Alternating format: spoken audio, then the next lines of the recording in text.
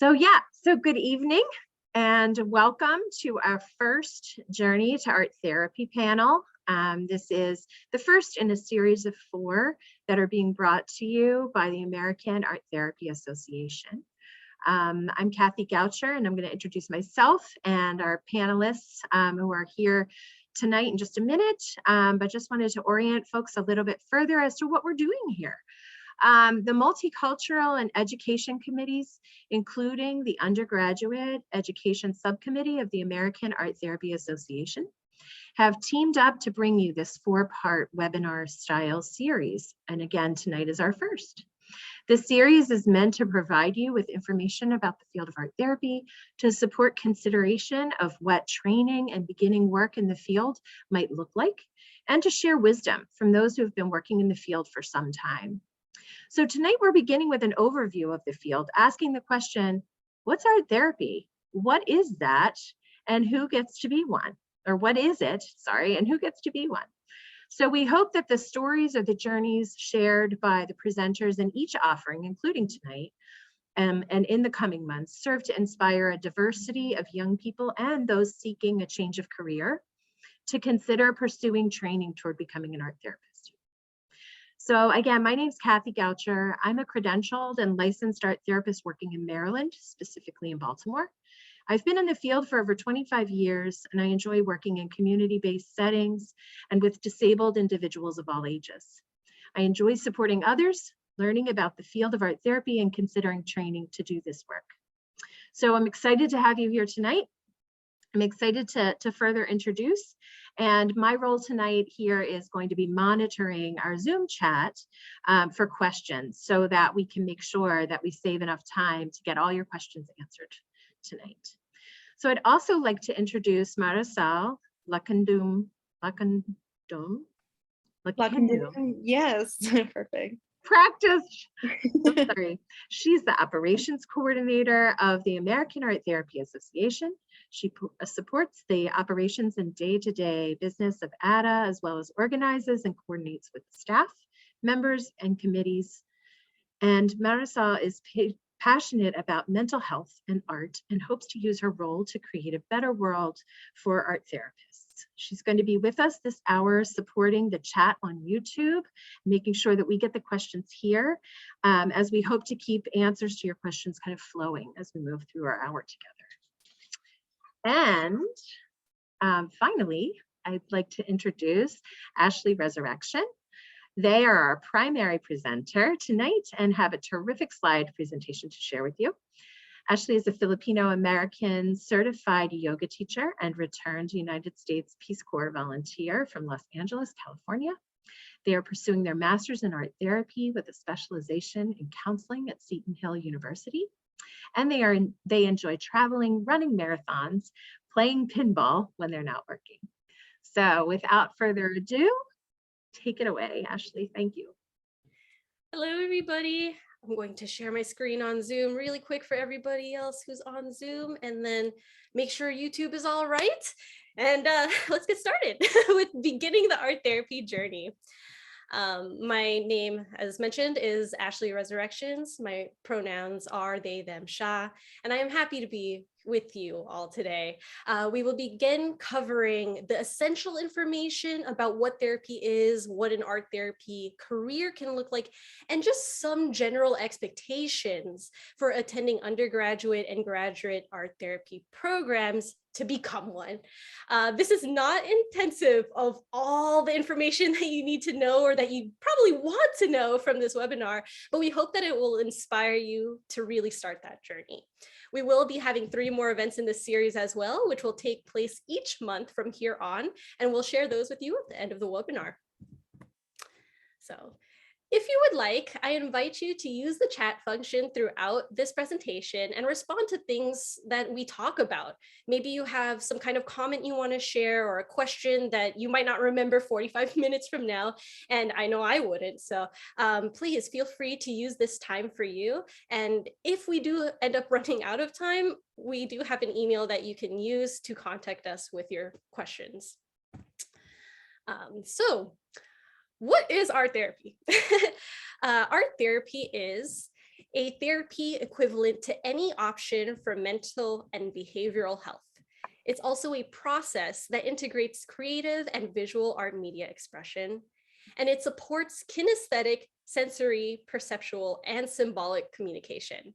So at a meta-communicative level, it really captures everything that we experience and can feel as humans, right? Art therapists are trained to do everything that mental health professionals can do, such as, counseling work, therapy work, social work, and so on, at least to some degree with their clients. And whether we're making treatment plans and assessments or exploring our cultural identities, or even going to hospitals and schools to help people, we're here for everyone. An art therapist doesn't necessarily have to have a background in art, but the people that we work with don't either, because everybody can create. However, of course, knowledge of tools and a passion for creativity is a big part of the art therapy journey. Some of you may know me. Hello, nice to see you. And those of you who don't, it's so lovely to meet you. You might ask, what drew you to art therapy? Like, I've never heard of you before. My inspirations personally included an affinity for art from a young age, exploring my own cultural identity, and honestly not resonating with talk therapy. Now, talking is absolutely valid. We do it every day, right? All the time. But as someone who identifies as a Filipino American and comes from a specific culture, sometimes there are cultural nuances or communicative things that I don't know how to talk about with others. And with art therapy, the best part is knowing that my creativity can be used to help people and to talk with people in a unique way. The fondest recollections of my childhood involved drawing all over my bedroom walls with crayons and markers, writing poems to my ancestors, and making art and music in school. So by the time that I got into high school, I recognized that, wait, art therapy is a thing? I'm already on its path. So I shifted all of my higher education efforts towards it. Now, I'm going to share a little bit about our major art therapy organization. If you all heard earlier, we kind of represent the American Art Therapy Association, both as individuals and as professionals. And so, abbreviated as ADA, this organization is a national 501c3 nonpartisan nonprofit that exists to educate the public about art therapy and support the profession. It's also a professional membership association made up of mostly active professionals, students, and even others who support therapy in creative ways. So this can include hospitals, this can include clinics, this can include government organizations, and just other people that are very interested, or maybe nurses or doctors or lawyers or something who have an art therapist themselves. And so in that respect, ADA is our living foundation that keeps all of our art therapy information, our research, our practices, and our advocacy work together in one place so that we can do our jobs as art therapists and to get the support we need from our communities. To make this visual, here's a screenshot of their website. ADA offers a wealth of information about the profession, and you're welcome to view it directly at arttherapy.org. As you can see, our annual conference is coming up this year on November 9 through 13 in Minneapolis, Minnesota. Conferences are a great way for us to meet up in person and connect with each other. You can be a student, you can be a professional, or you can be somebody interested in art therapy to come and learn about different psychological and creative techniques or research.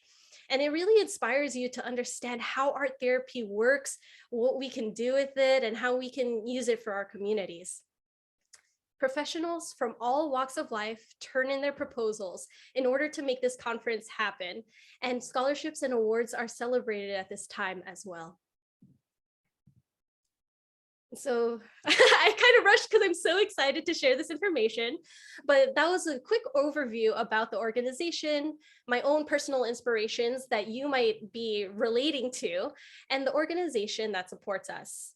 Now we're going to move on into some specifics of an art therapy career, undergrad, and graduate school preparation. In the chat, I invite you to share your ideas of therapeutic art. Let us know any questions you might have, or even comment your own ideas about art therapy. So we want to make sure to inform everybody that art therapists must have a master's degree and can work anywhere in the community.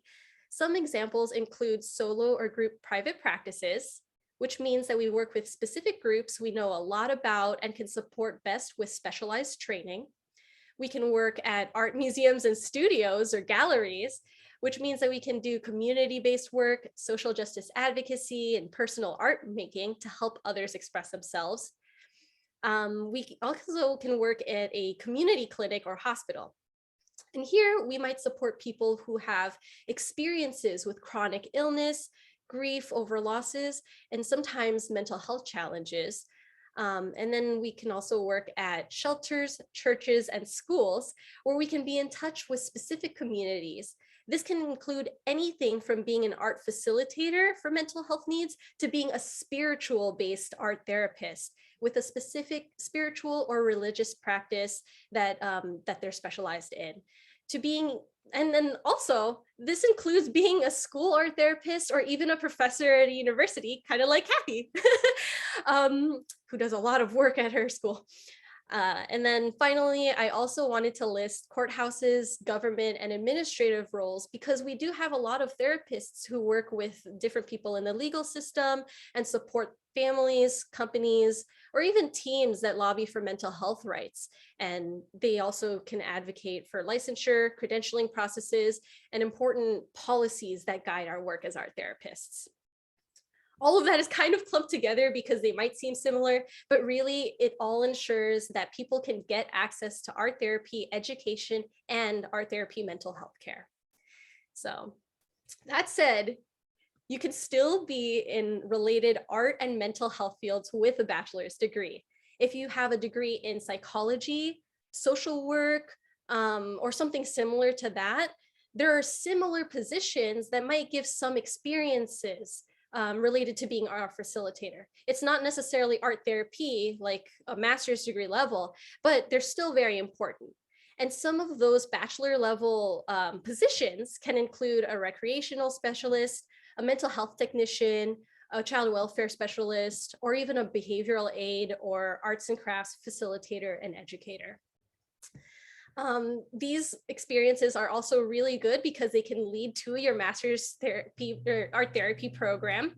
And we just wanted to show a little picture of what that can look like when you're studying for art therapy. The picture on this slide is actually from George Washington University, and it shows several art therapy students in action. So, as mentioned, bachelor's levels professionals can do related work, but you need a master's degree to be an art therapist. And when I was in high school, I didn't know that that was a thing or what that trajectory looked like. If I knew then what I'm presenting to you now, I would have been way more prepared for the journey ahead in terms of expectations for education and my professional identity and the kind of person that I want to be as an art therapist. And so becoming an art therapist requires both undergrad and master's degree education. Whether you're in high school, changing your profession, or you're already an undergrad thinking about graduate school, preparation really combines the best of psychology with art. It's what you're thinking, it's what you're feeling, and it's how you express that, right? So if you want to think about those kinds of things, a few classes of psychology, a couple classes of studio art, engaging in personal art making, and even experiencing personal therapy for your own growth and benefit can be super helpful.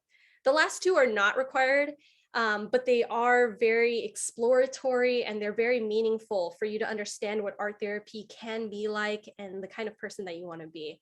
And honestly, if you're like me and you like art already, then you probably just want to experience it more deeply. Now, every higher education program is unique, and this list isn't here to pressure you. Like if you're in high school and you're looking at this list, you're probably like, what am I gonna do? Oh my gosh, this is gonna take so much time, right? But it's really a growing process, which is why we call this a journey. You're gonna be scaffolding your learning with theories, techniques, art making and like different kinds of work or volunteer work or even group work, right? So if you see yourself thinking about, maybe I want to work with families, maybe you'll want to take a volunteer position where you can work with families at a similar organization. Maybe you're thinking about trauma-informed therapy or medical art therapy or like dance and expressive art therapies. So you'll want to get into a school club or get a similar job that has those kinds of qualifications, right? Personally, it was helpful for me to think about this in terms of those actual activities as well as personal growth. So when I read books and listened to podcasts about art therapy, and I thought about and talked about with others about psychology topics I was interested in, it helped me make a mental health toolkit for myself. And then I use that for my own professional identity. So all of these resources and these experiences, these classes, therapy, art making, just making art for yourself can be so crucial to addressing the different ways that you can support yourself and others. So here's a couple of examples of what's in an art therapy portfolio. These two pieces were created during my undergrad, actually, and I created these paintings to support the LGBTQ+ community. All proceeds from my art and my work were donated to the Trevor Project through the Prison Project Scene.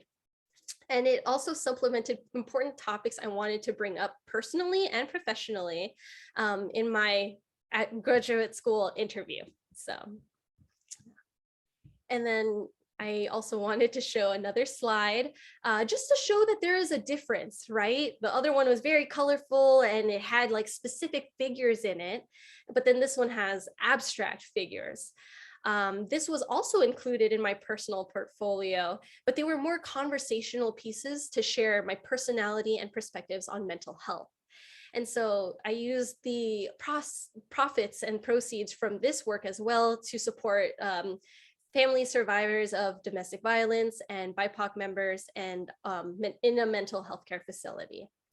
And so I mean, sometimes this stuff is the kind of art that you make maybe in a fanfic on Twitch or Discord, or maybe, you know, in your personal journals or something like that. Or maybe it's in a note that you share with your friends in class or something.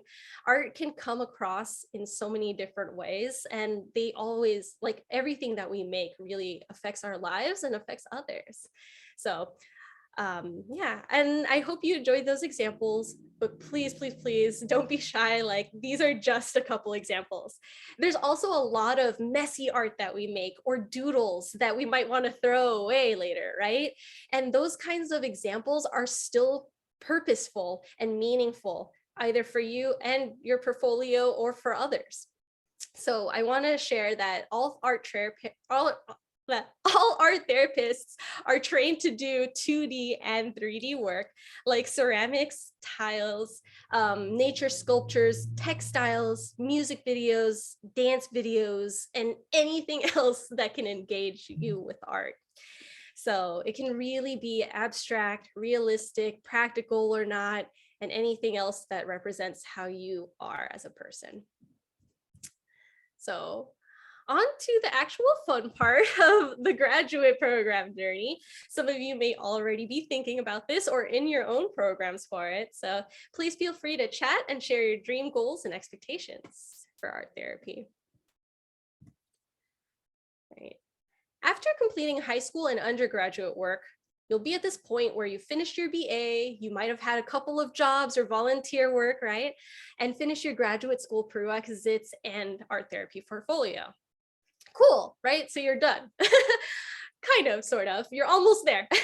So now at this point, you'll want to look at different schools, the specific requirements of your dream program, and the exact curriculums and support they can provide you.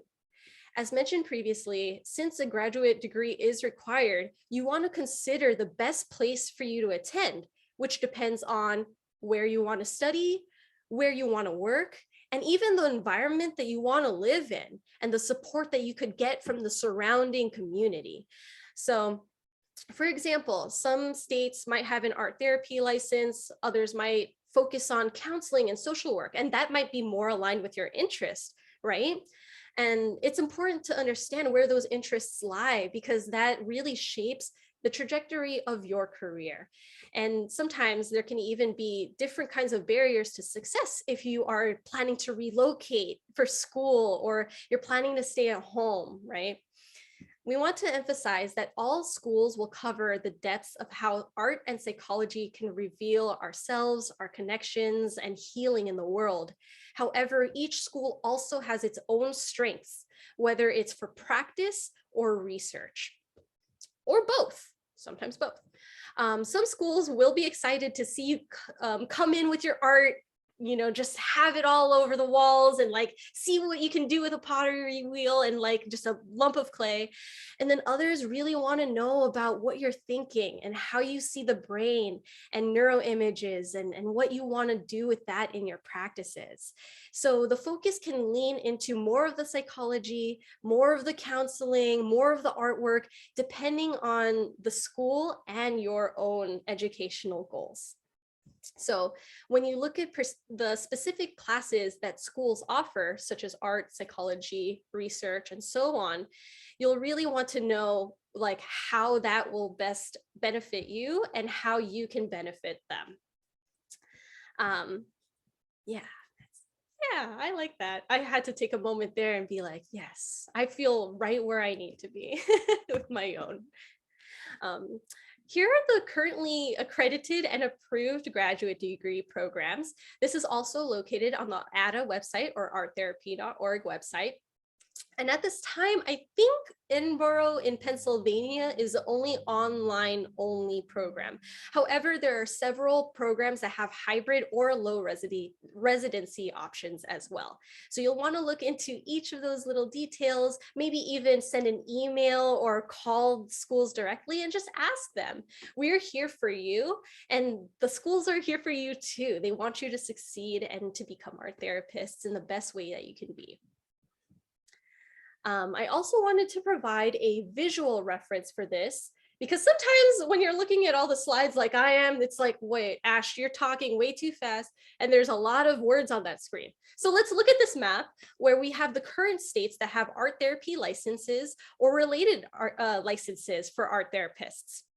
Some of these states you'll notice are a little bit uncolored or have different colors, and that might show that they are pending licensure or might not have an art therapy license directly, but that they practice it under something else. I believe 11 states currently have direct art therapy state licenses, though 7 more do support art therapy under a counseling, therapy, or social work license. And then in other cases, some people become art therapists, like art as therapy facilitators or educators, which completely changes that, that perspective on licensing and credentialing as well. And so let's move onward to choosing the program. We've talked about the programs, what they could kind of look like, right? And then where we can find those programs. But now let's talk about what makes that big decision for you. I'll share a little bit about my story. First and foremost, ADA's wonderful honorary lifetime member, Judy Rubin, used to be the art therapist on Mr. Rogers' Neighborhood, if anybody's old enough to remember that show. And she rekindled that flame for the field of art therapy here in Pennsylvania. So for me, when I was choosing a school, that meant that there was a lot of history to learn from, that there was a lot of opportunities to explore psychology and art therapy within Western Pennsylvania.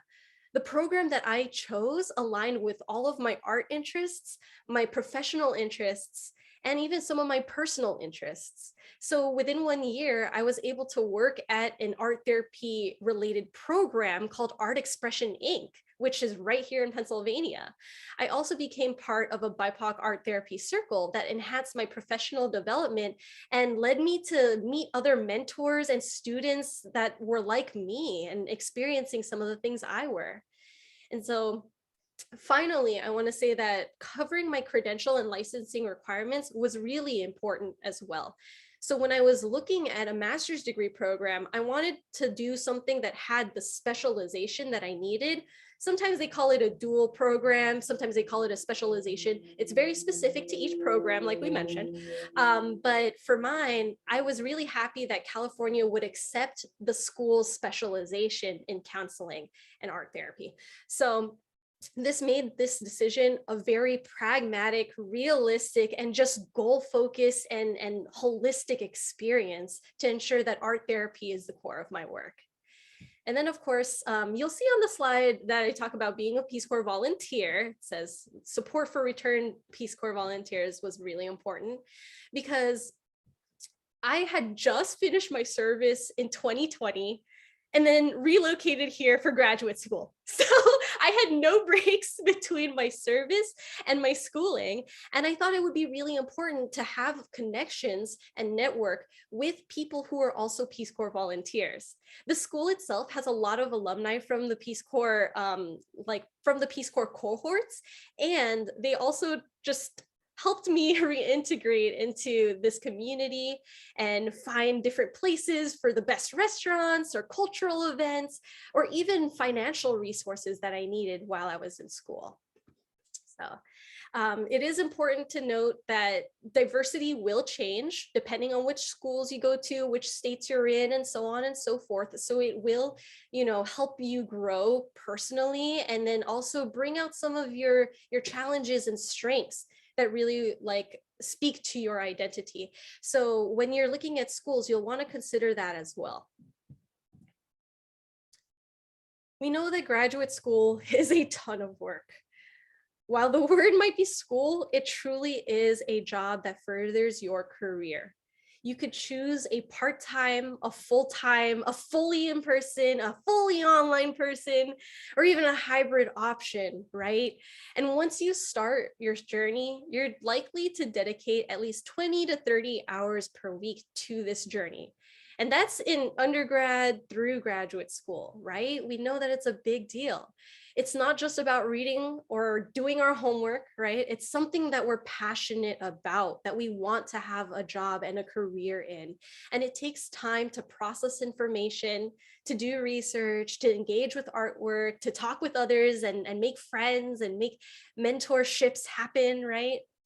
So to illustrate this, one of my classes required me to create a therapeutic art workshop for 60 physician assistant students. You can imagine, oh, well, I guess a workshop is one day, right? But really, what about the materials that get involved? What about the policies that get involved? How about trying to get students involved, right? Getting teachers involved.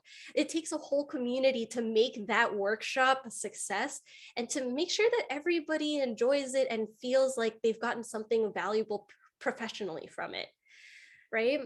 And I guess another example that's a little more personable and relatable maybe is sometimes we have a personal family genogram assignment. If you don't know what that is, think of like a family tree, right? And you have all your different family members on it. And then you have their medical histories, their mental health histories, maybe what they did as jobs or careers, maybe, it's like some other things like whether or not they had children or they didn't have children or they had pets or they moved, all of that kind of information, right? Okay, maybe, my immediate family has, me, my parents, and my 2 brothers. Sounds easy, right? But we're supposed to have 3 generations of that. And my mom has 16 siblings. Yeah, 16. And my dad has 6. So if you multiply that by all 22 of them, it's a lot. And you can imagine that that one assignment really integrates interviewing and connections with each family member and their kids and their cousins and their cousins' kids, right? And then imagine doing an artwork about that and a presentation or a paper about that. It took way longer than 20 to 30 hours per week. I promise you, but it was so enlightening as well. So ultimately, I want to share that not only is graduate school an investment in your future and in yourself, but It's a commitment to your own well-being and your empowerment. I've learned so much as a person and as a professional due to the path that I chose.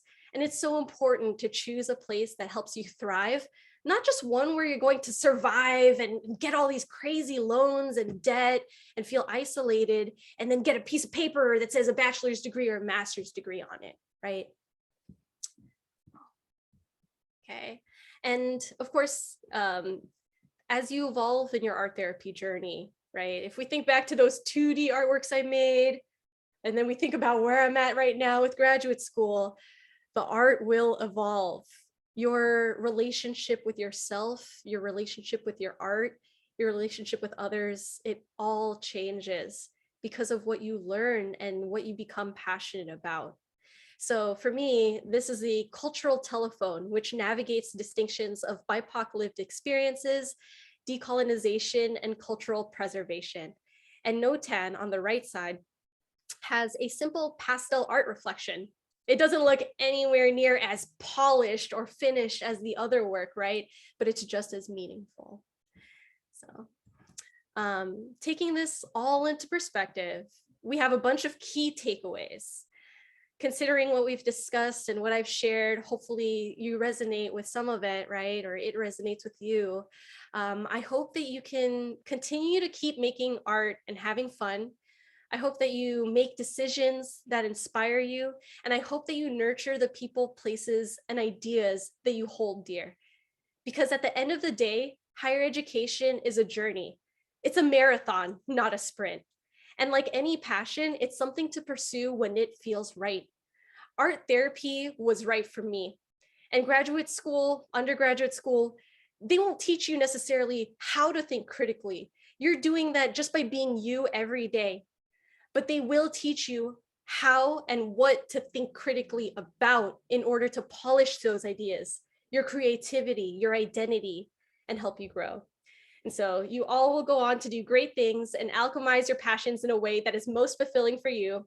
And I hope that this information that we shared was useful to help you explore that. Before we wrap it up for the Q&A time, we do want to remind you that this is only the first presentation and I'm only one person. So this is only one lived experience, right? It's not the full story. So we do have a couple of others coming up. The second presentation will have presenters talking about real-time graduate school experiences on May 25, 2022. The third will take us into art therapy practices and jobs after graduating on June 22. And the final part will discuss advancing art therapy through private practice, teaching, and even being a social justice advocate on July 13. So we hope that you will be there with us and catch our future ADA events, maybe even come to our conference or become a member as well. So thank you so much. Kapun ka, maraming salamat, and thank you.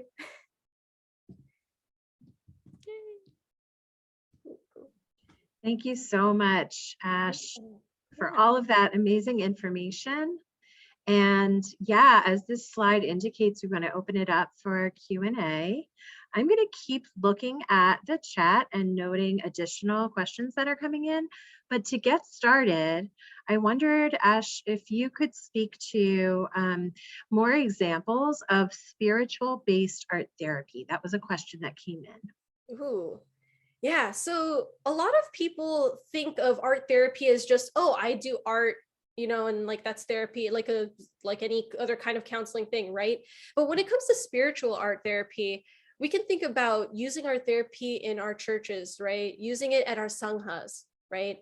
I practice yoga. As mentioned earlier, I am a certified yoga teacher, 200 hours. So sometimes I incorporate that, or I use art therapy with people who are interested in healing in that way in my sangha, in the places that I practice yoga, in the places that, you know, I practice Buddhism or something like that.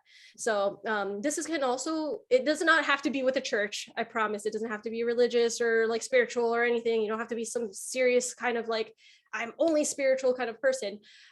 This could actually be useful and beautiful and integrated into hospitals or schools, right? So if we're thinking maybe we're at a private school that has a specific spirituality or religion, we can incorporate art therapy there, right? If we have a hospital where somebody is of a particular faith, faith and they really want to have a mental health care provider in the hospital with them or with their family to understand what they're going through and how they're processing grief or loss or changes in their bodies, then spiritual art therapy can help with that as well. So I hope that kind of answers it. I think that's great. Another question, or actually a comment that came in was that I just wanted to lift up was thanking you, Ashley, for sharing your artwork so deeply and richly with us, as well as your process. So thank you for that. You got a lot of compliments with regard to your work. Additionally, I wanted to lift up, someone had shared that their dream is to have a holistic program for adolescents in Louisville, where adolescents could pursue their own healing. So just wanted to share that too. Another question that came in was regarding training in California and what that looks like relative to becoming an art therapist.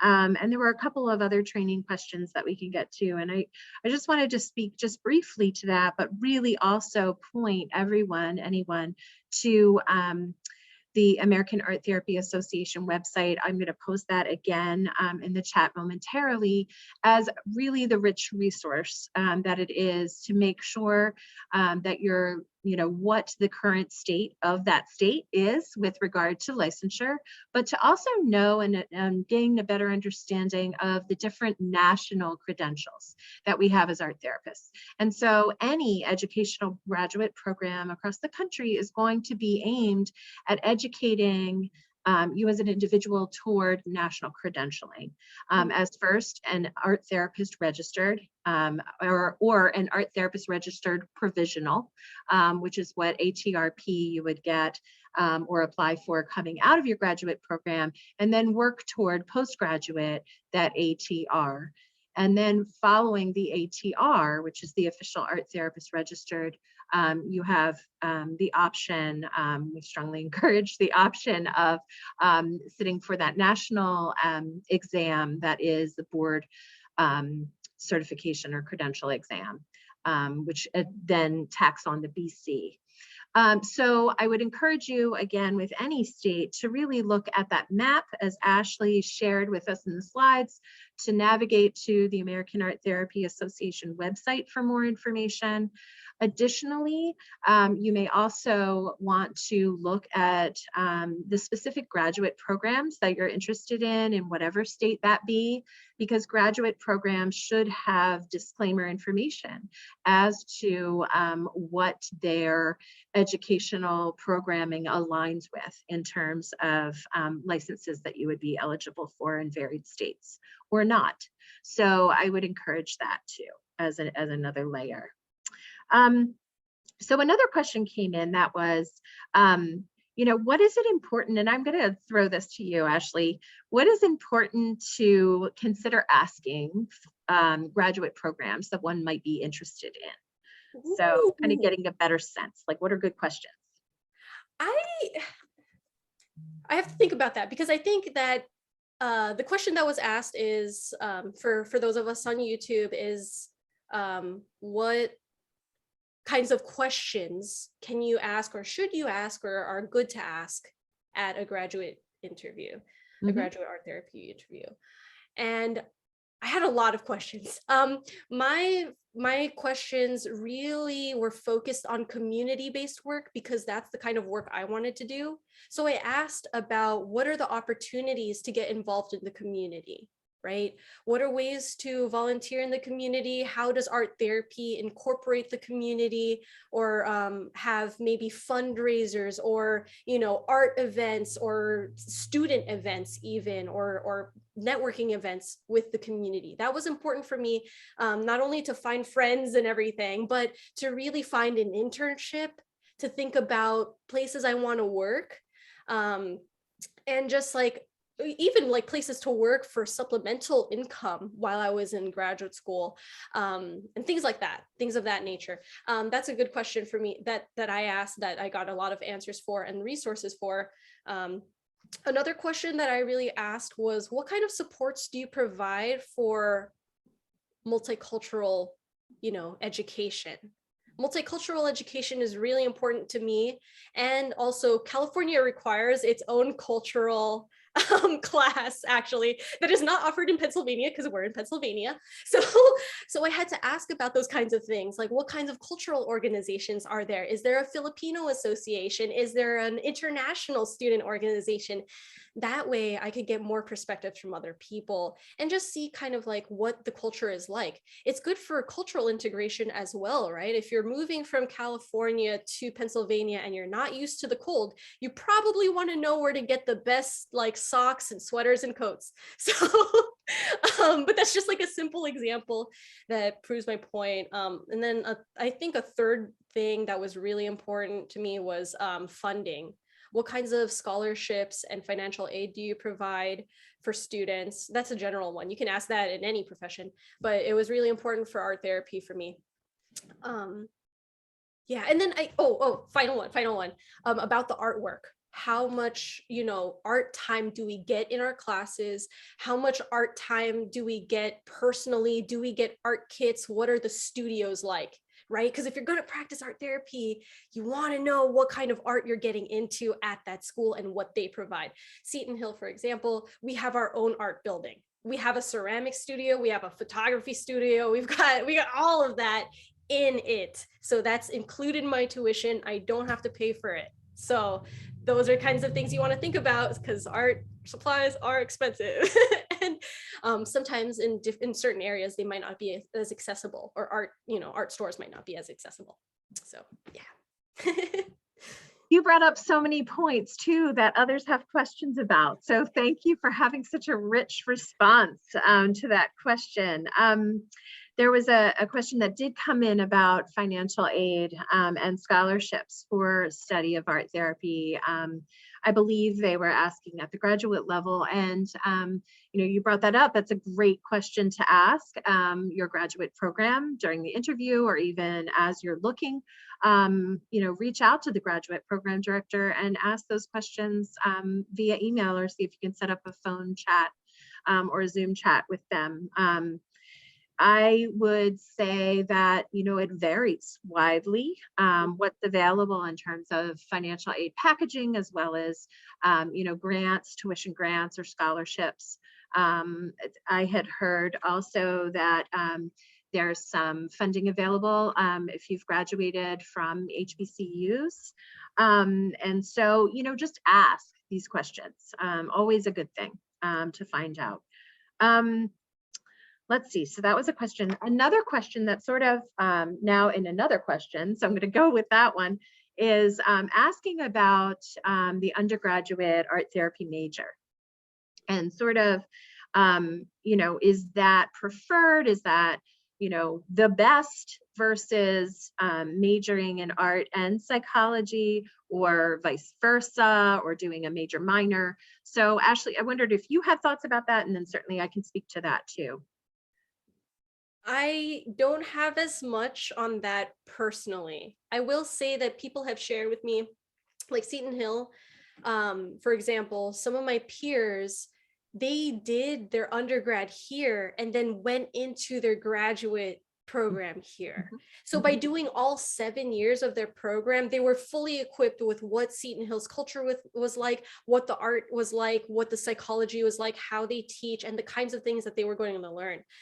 Because I did my background was in a different place. It was in California and Hawaii. My experiences were very different. So I had to kind of play catch up with undergrad students who did undergrad art therapy in a way. But there's also strengths, right, to going to somewhere different, just getting a different sense of perspective, culture, and education, right? To dovetail with that a little bit, I mean, I'm here at Notre Dame of Maryland University, and we do have both, and I have seen that happen, right, where you're really prepared at that undergraduate level in a way that perhaps you might not have been, and you're also aware of and comfortable in the climate, the university's culture.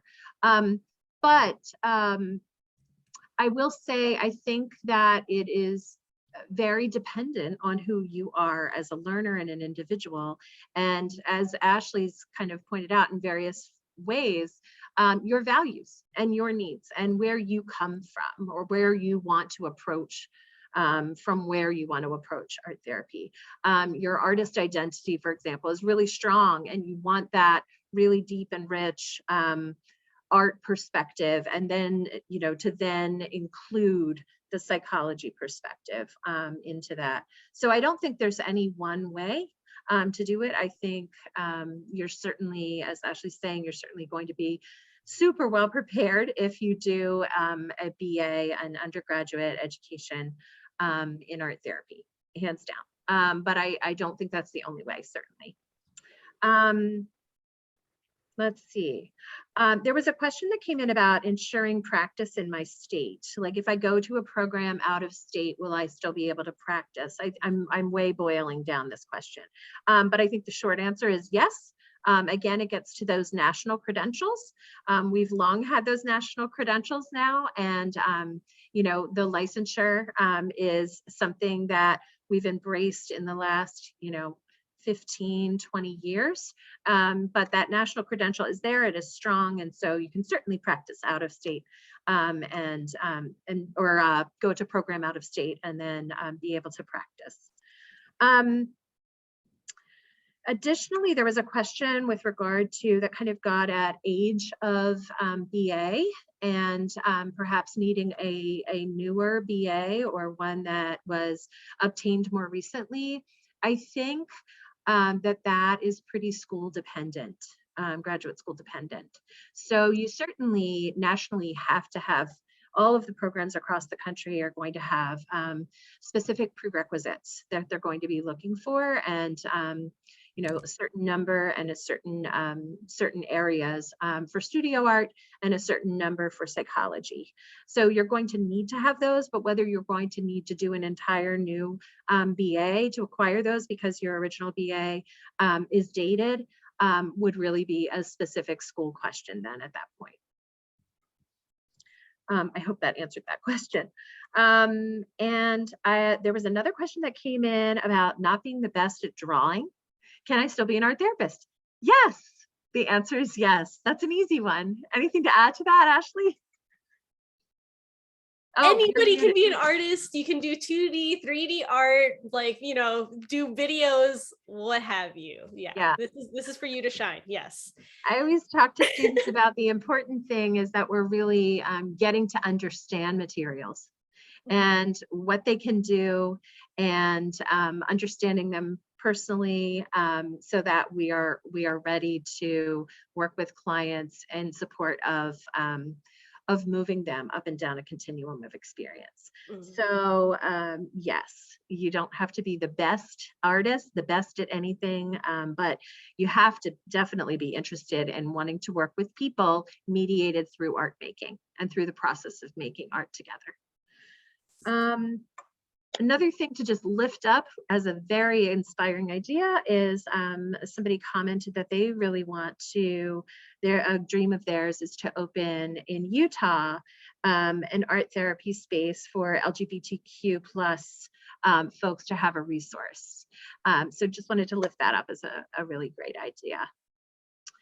I think, okay, and I think we're reaching the end of actually the questions that I've captured because I've kind of collapsed some of them. So if I haven't answered your question or I have in some way misconstrued your question, please feel free to re-chat that so that we can get that question answered.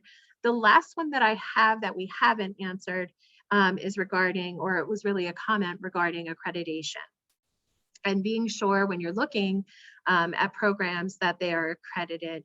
And what that refers to is really when you're looking at graduate programs, thinking about, is this a program that has met that national standard through CAHEP, which is our larger accrediting body, and within that we have the Accreditation Council, ACATE.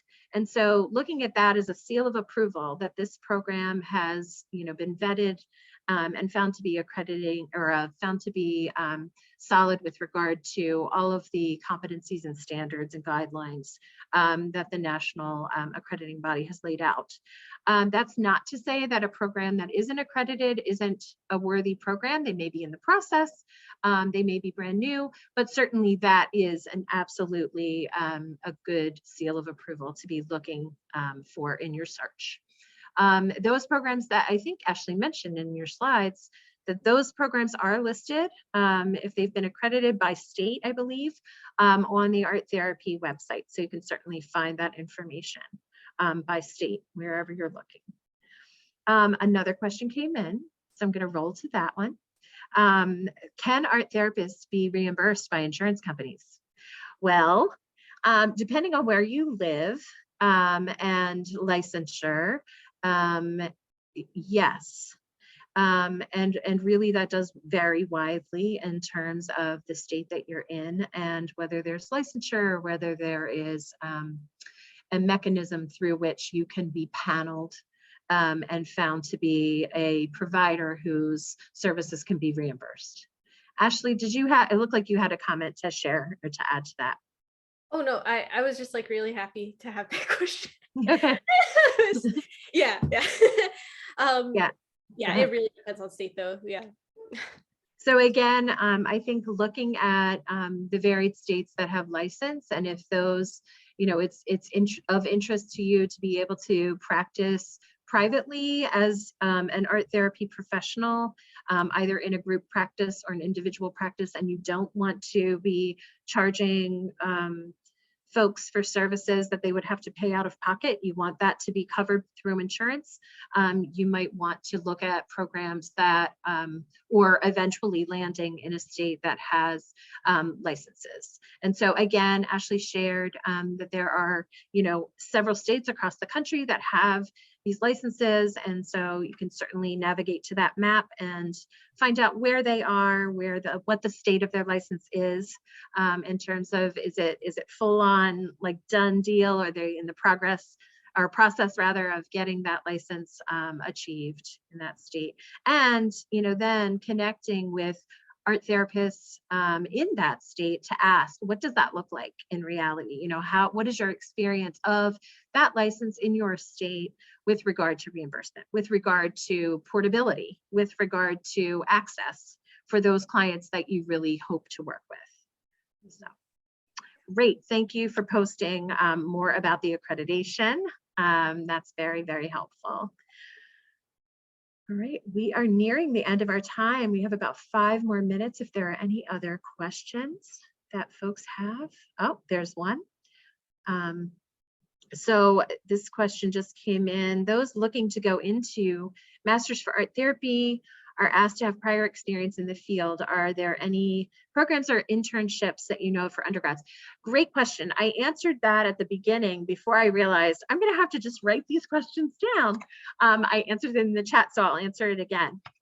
Thank you for that question. I recommended that you look in your community, wherever you are, for art-based organizations or programs, or wellness or healing-based programs in your communities that you might make outreach to and explore undergraduate level volunteer or practicum experiences through your university or through your college, certainly, or on your own.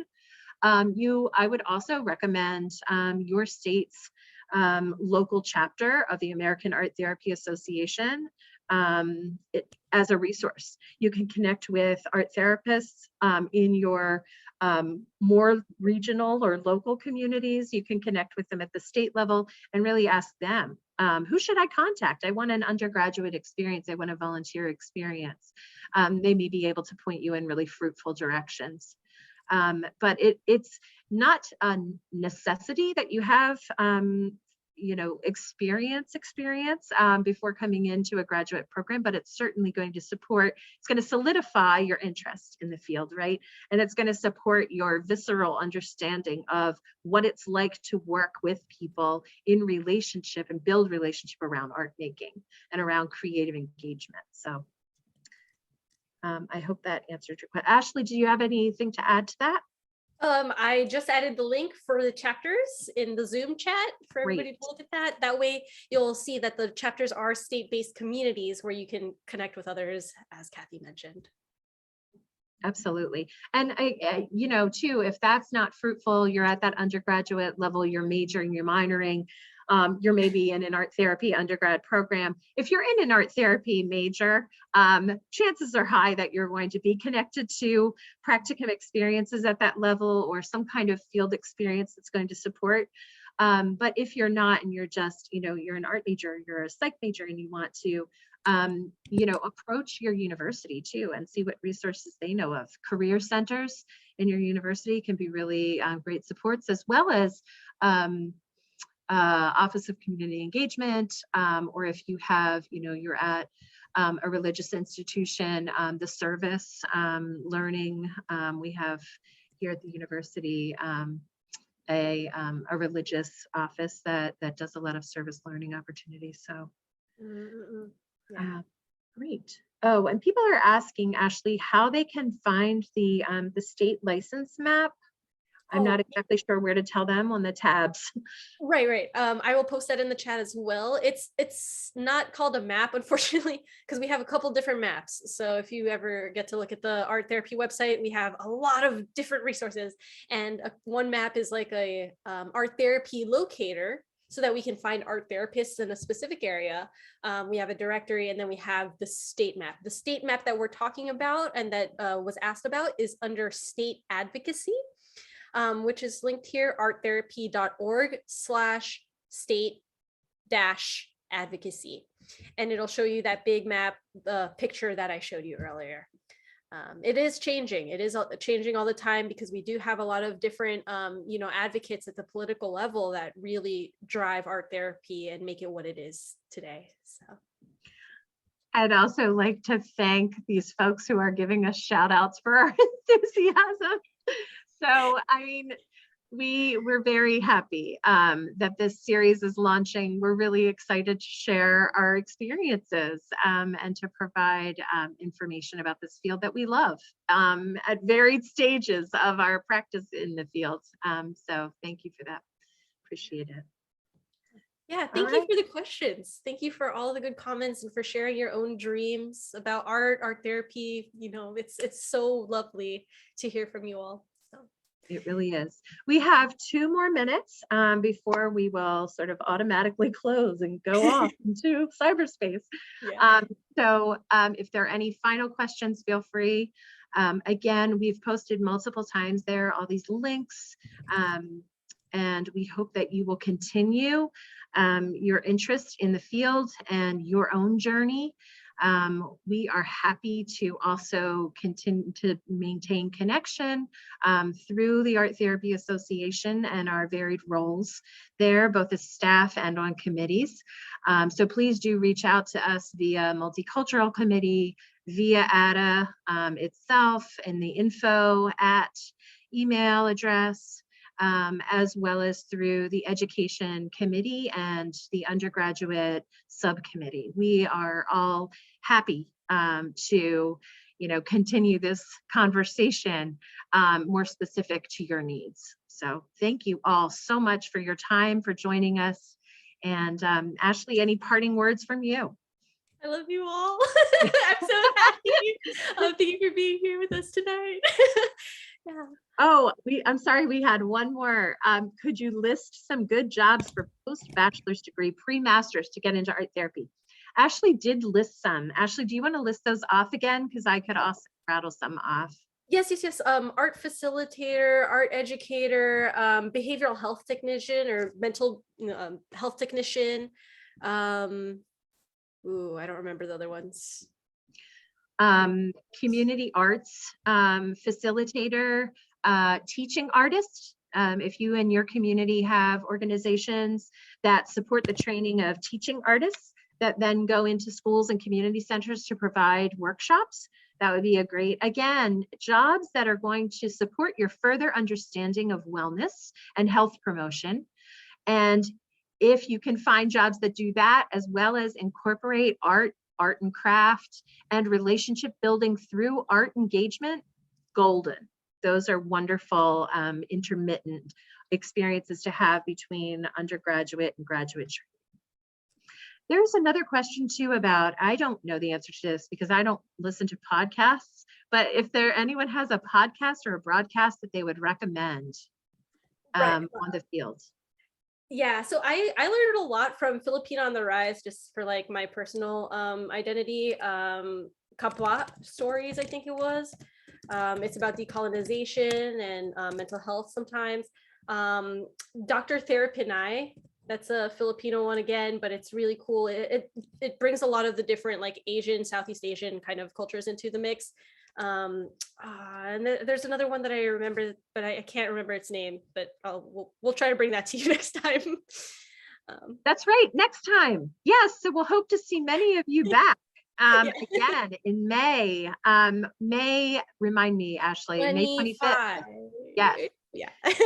May 25th. So we'll hope to see you back. We're going to have our panelists that night will be current graduate students like Ashley, speaking more about their journeys through choosing a graduate program and during the graduate program and anticipating launch. So we will hope to see you back. Yeah. Thank you all so much. Good night.